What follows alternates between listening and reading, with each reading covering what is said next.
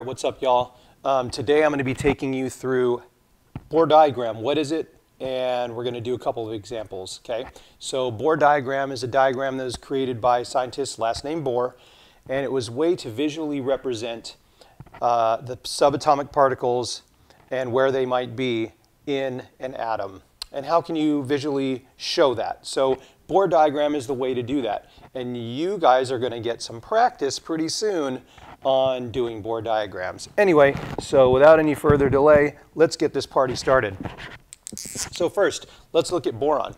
I've got my handy dandy periodic table here. I'm going to look at boron and I'm going to find out that it is in group 3, row 2. So the first thing we need to do is get some information. So we need to go ahead and APEMAN this this element. So its atomic number is 5. So I know the ape is 5.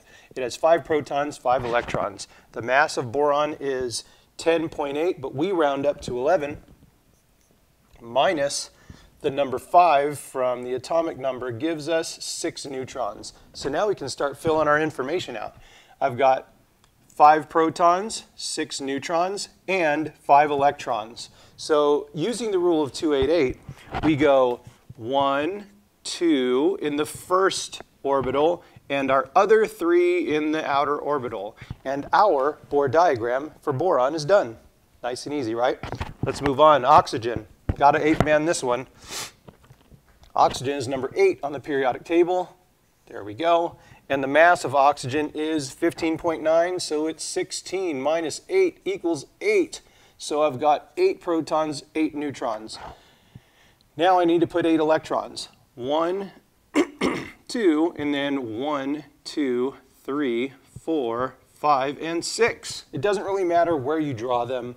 I like to balance it out for aesthetics, but you don't need that. Anyway, now moving on to chlorine. Chlorine is number 17 on the periodic table, so our ape is 17.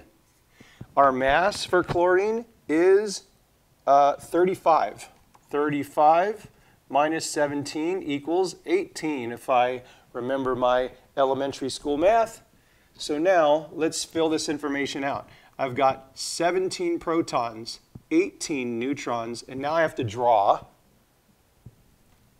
17 electrons. So here's what I know. I already know that there's 10 in the first 2, right? So we got 1, 2, and then 3, 4, 5, 6, 7, 8, 9, 10. So I just need to do 7 more in the valence shell. 1, 2, 3, 4, 5, 6, and 7. That's the Bohr diagram for chlorine, for oxygen, and boron. Hope that helped, guys. See you next time.